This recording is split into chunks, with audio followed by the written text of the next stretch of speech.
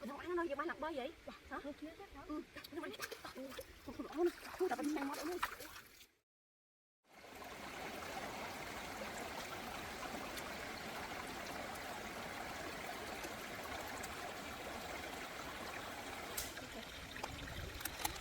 Chết hai ôn, ôn ơi cái đám nó chập pông nè,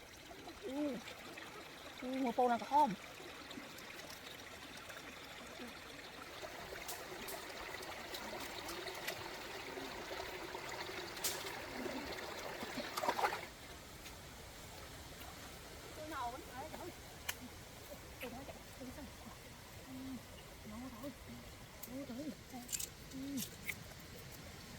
Ô hình bởi hình soi đây.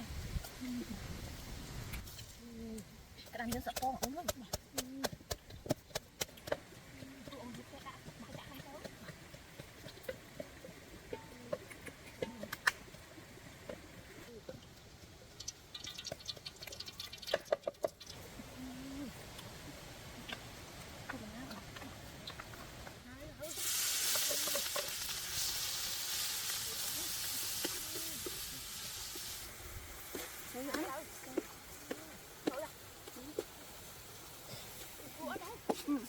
Không khai một tẹo này.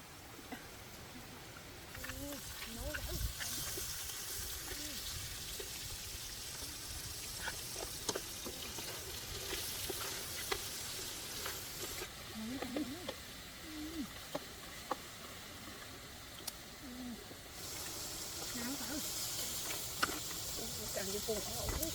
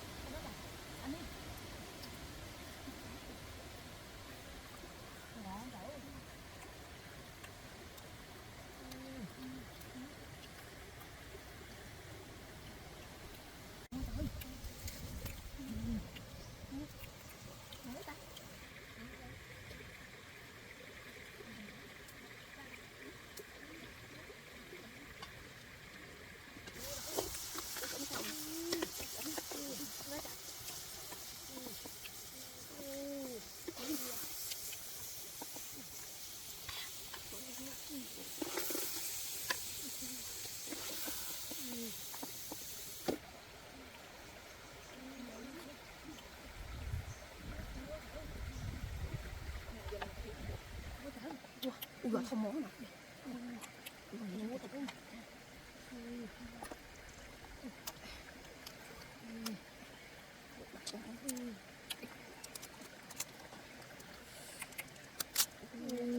Ngộ nó cú à.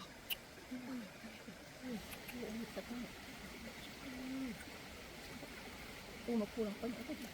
Cô nó một cô nào luôn. Ngộ nơi mày làm thế đó.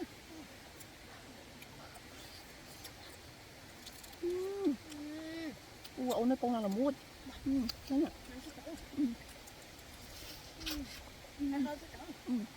Hơi chồng rồi.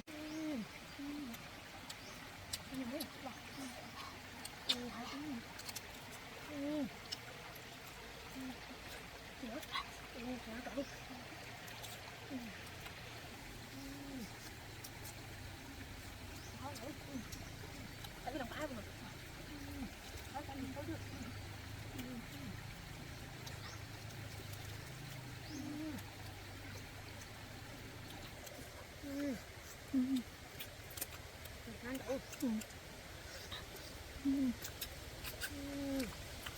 Còn cái gì nữa không?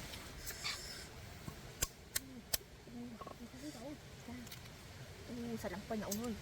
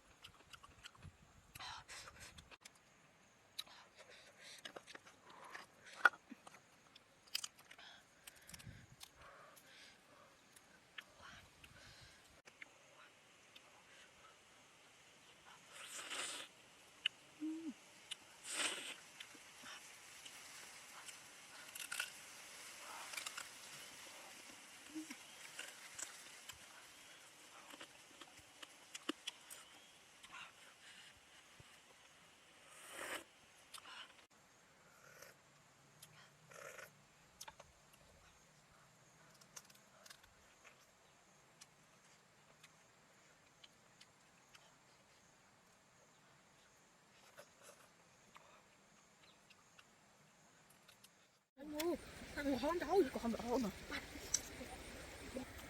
đừng chậu nơi bà trời ơi lấy mà nó lấy rồi phải nó chạy ôi nó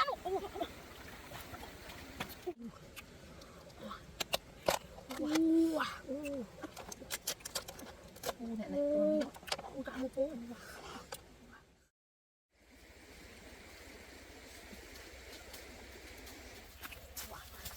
bằng chân chân cháu đi ra bãi chứ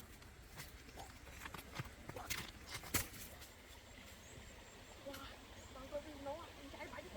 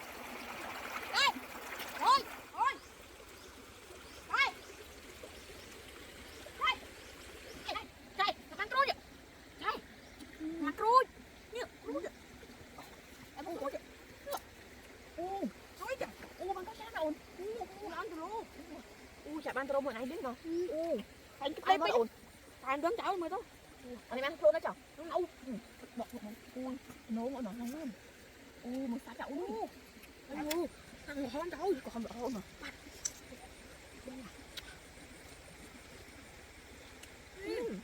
ăn cháu ăn nữa mà bà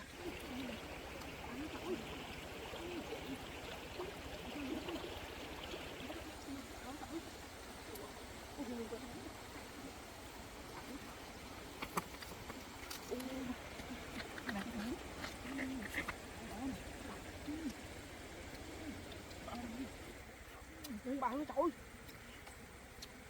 trời bây giờ mới hai chả đa rồi tại đây rồi đa ngọc không đa hơn ngót trời ăn chua không mày bên ó trời ó trời đừng chậu nơi bà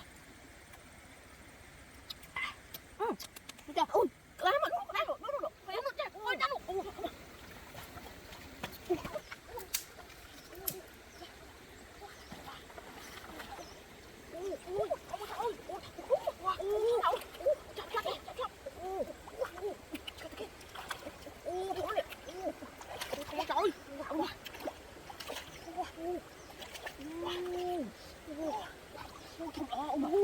phải đâu phải kiếp cô kiếp đi phải kiếp với ta vậy đi chậm này canh đó nó chuyện mà một cậu đi cô không nhận kia ủa trai á bọc hả cái đó đâu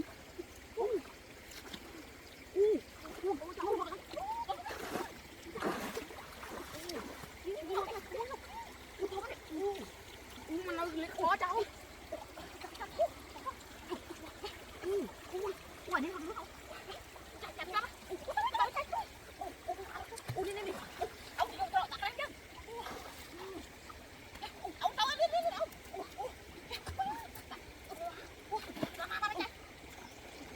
nó bắt đầu nó ngon tối chạy đi đi đi đi đi ba đâu nó cái thống rồi thống ổn luôn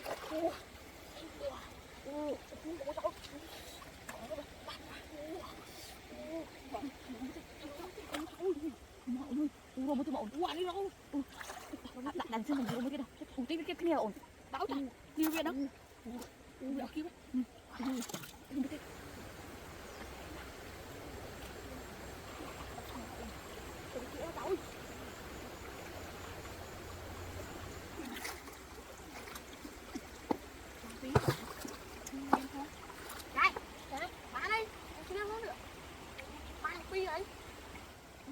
rồi ticket đó ngay ổn bạn ơi xuyên phong ta thấy ta còn nên các bạn này ổn không nhưng mà anh chả này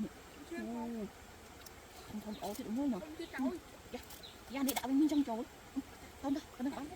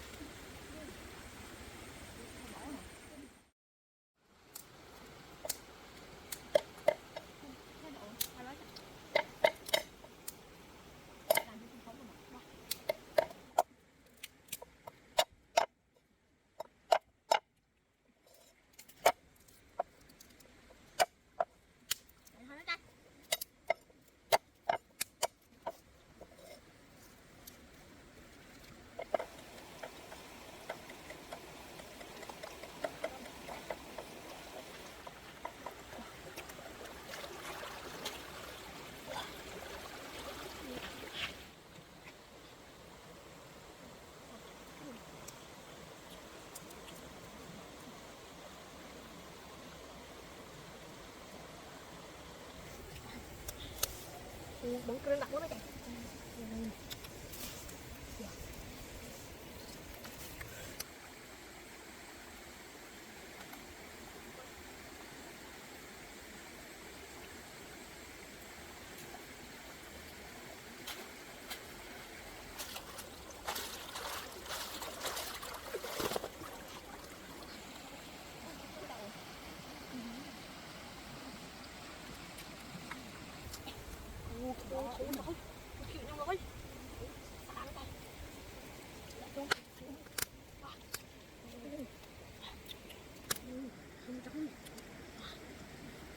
chạy mua nó khó vậy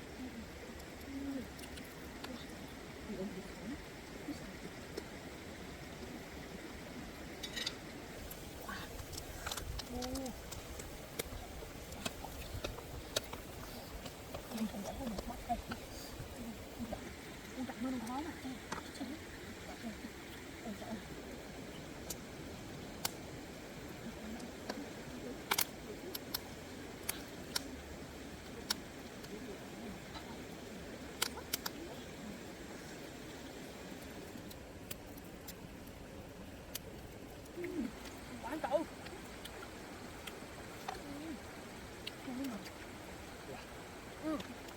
bán ngon thôi ăn được có khó mất ấn đi còn món nào có chạy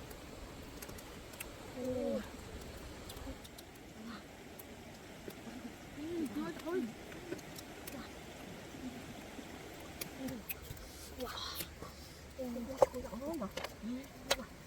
ôi có gì mất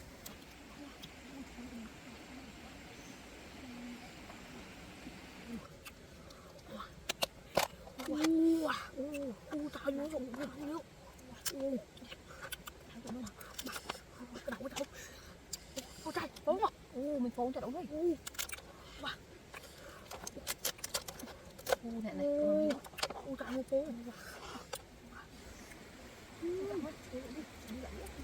Trời ơi, một con của đậu đi. Ăn đậu. Ăn đậu con. Một con nữa thôi. Ai với cháu ôi trời ơi.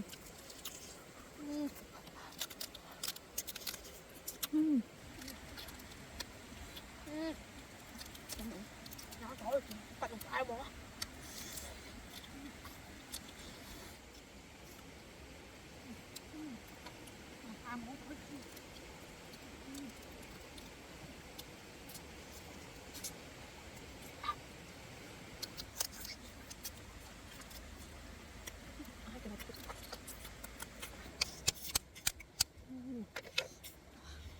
Quậu đi mà sạch anh kia thôi thôi. Ôi trời ơi.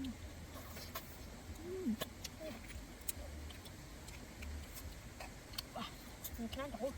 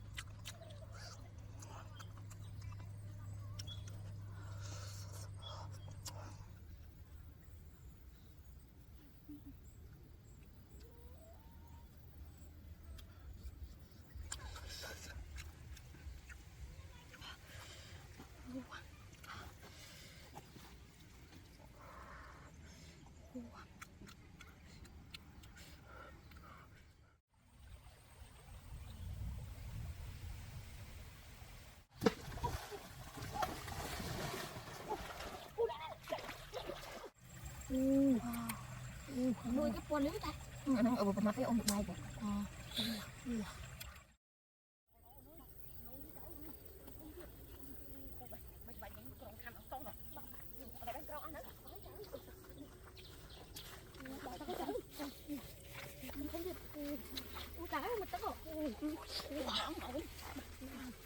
bà chân thấy không? Bà dương họ ló nè. Mấy tắc lọ chừng à.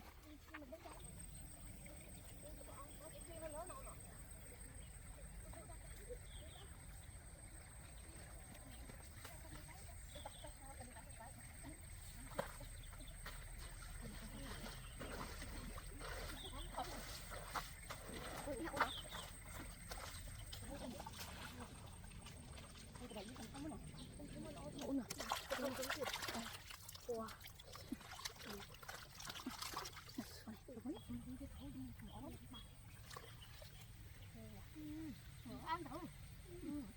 Ăn đây rồi nè. Tại còn bạn mình còn thành nó không rồi.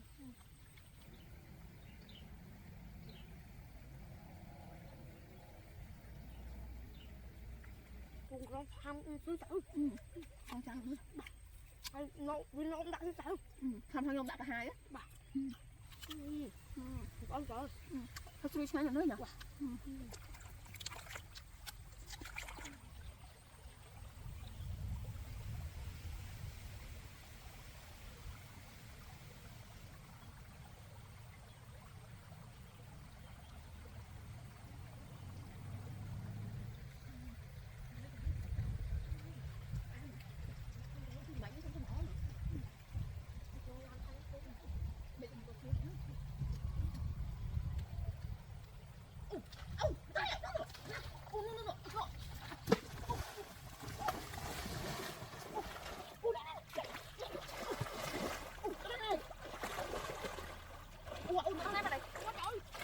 Không đâu nữa mày nhắc con.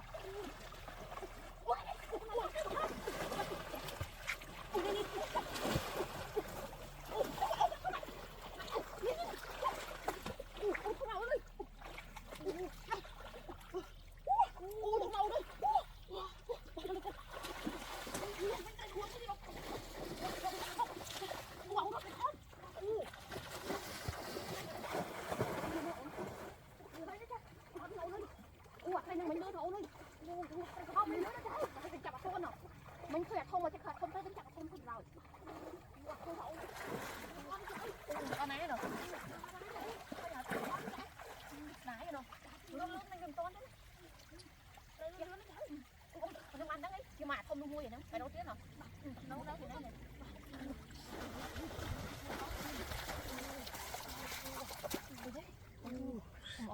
Một bạch nữa. Đâu đấy. Không lỗ nữa. Cái tên mà nó mỏ nó cái nào. Cái bọt đâu mỏ hết cái tới mới nhá. Ôi, ta sẽ phải có hôm nữa nè. Bà hơi luôn nó chấm. Thì đang nhận toán. Mà chấm đi. Giờ đặt bánh bánh nè. Bà. Chúng ta phải để ta sai.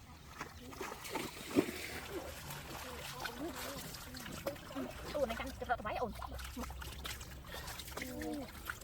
Lỗ nè.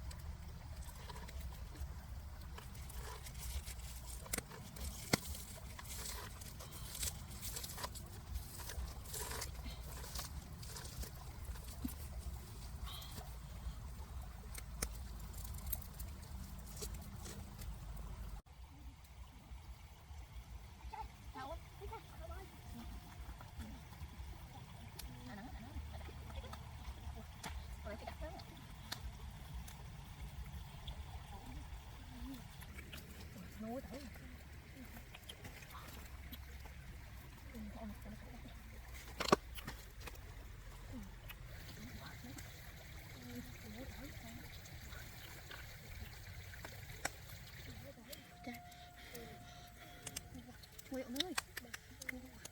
Ui một trời chả đậm tẹt viêm. Nhá.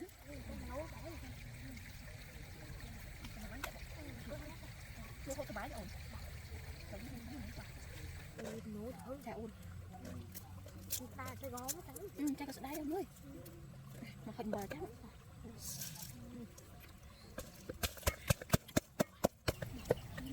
Nấu thử trời. Mua ăn bò trong cây vịt cream tao uống rồi tao ngồi. Ta tôi uống món ba lắm ta. Tao uống chặt rồi hả chị?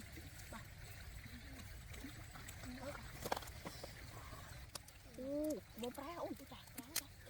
Tôi giặt ra tao thử. Wow, trời lọ ơi bà. Đặt lên cái bò này.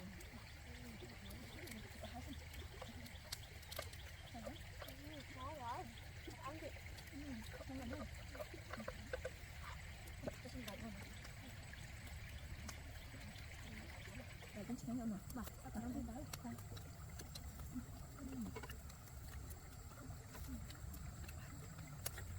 Nấu thử. Ôm. Lấy cái này đừng. Lấy cái này. Mua như tao ôm. Thật lòng nó trời. Ôm chả thấy con nè. Mở chả đánh tay.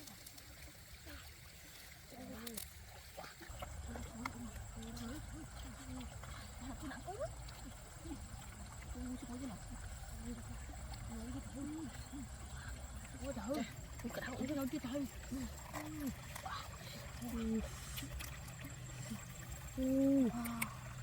Nuôi cái bò lý ta. Nó ở bờ mặt cái ông được bay kìa. Cái Ôi trời. này này vô. Nấu thử. Cái đầu thử. Nấu thử. Cái đầu thử.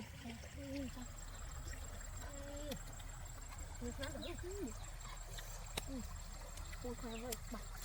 Cái lòng ăn. Nấu thử. Nấu thử. Nấu thử sao? Nấu thử.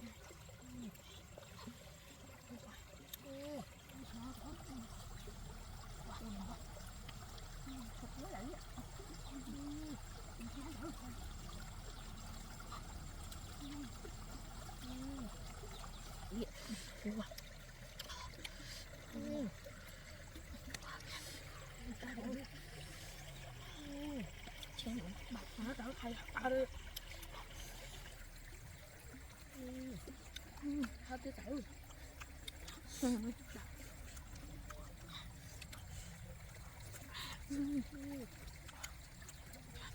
Này thấy cái đầu chứ thử.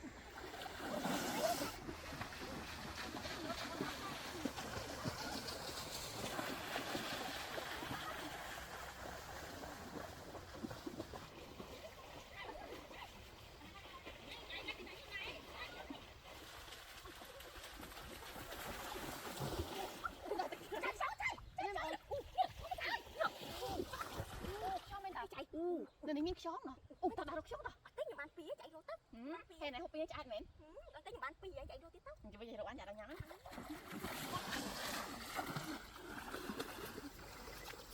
này thì mới chạy được ba hộp đi bán chạy là nhắn cái gì đó tụi nó chặt kéo này tụi nó có đám rồi bạn hô bạn chạy đám ôi nó cái đám này cái đám men này thay cho cái họ mình cái đám á tụi đang nạp bà tí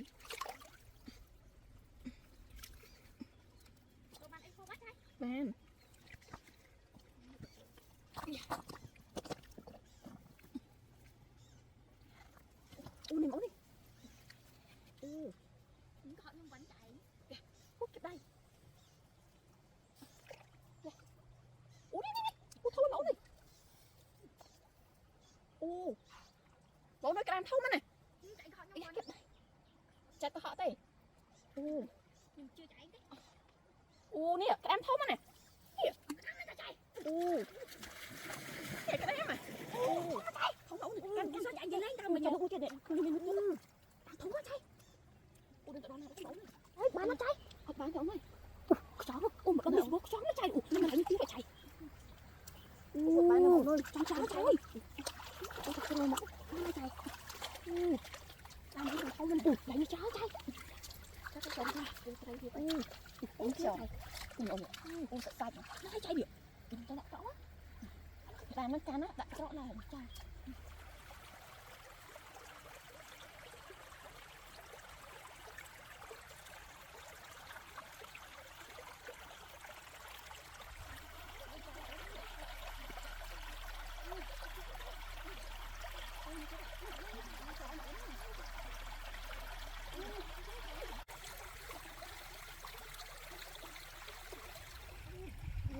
tôi cái tay là ngay mà nó chạy phía trái này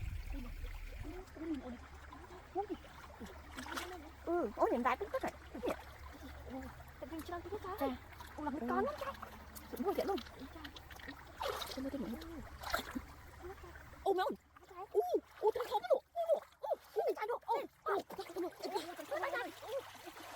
chơi thật thái trái không được khó gì lắm chạy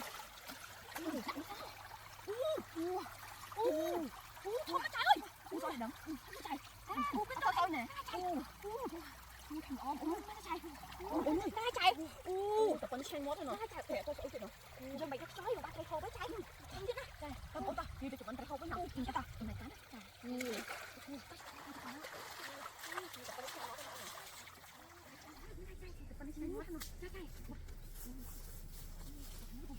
không rõ nè ổn mà đang cho rõ nó chẳng phải giật tay giật chân liền này không rõ không ổn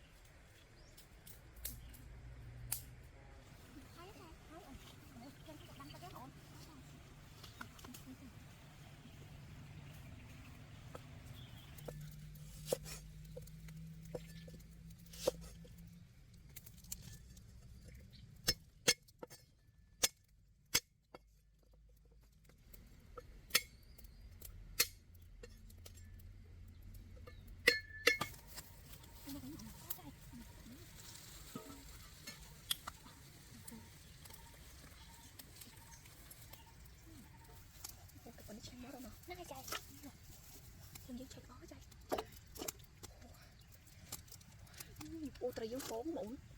Khốn nó mụn. Con chăn quá đó con đặt rồi cô có đặt hay gì chứ mà. Trái.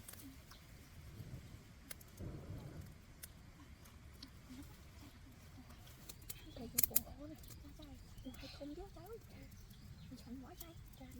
Nhưng mà tê chắc cả đây mà. Trong rồi nó bị kia bọn những kia nó thấy lắm. Đây. Ô trái. Nhưng mà thấy lắm trái. Màu đá không? Không đi nữa. Con ó nó mụn nữa này. Ô ta lấy trái. Làm gì?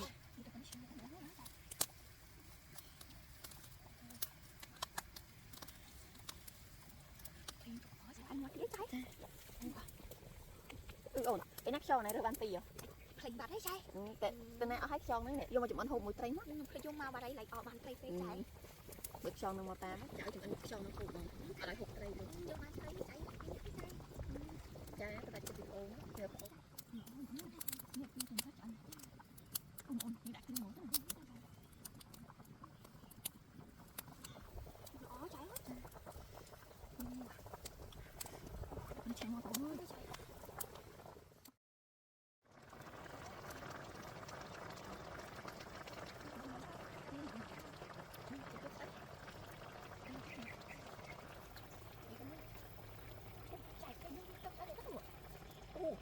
Cọ lên vô, không sao được nữa, được món mà, sao không được nữa.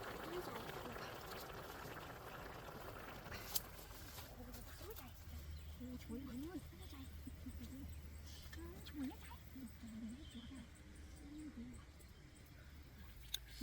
Ô sạch lòng tôm ổn quá trái. Tạo bếp mới chạy đuổi mà.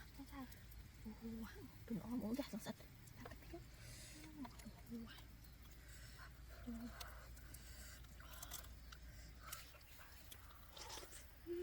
Chuối nghe đốn.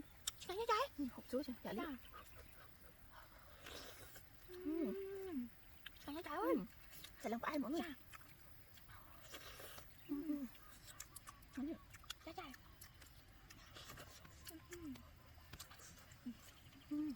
Ôi trời mọi người.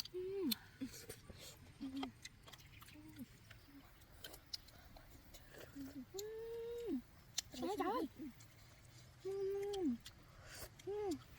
Hả nó trái. Thôi sao vậy? Trái trái. Mọi vô bố rồi. Vô bố à, có xoắn chạy. Đúng đó. Lọ một con lọ mọi người. Nó ngay chạy.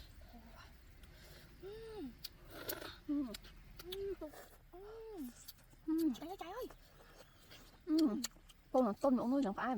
Trái trái.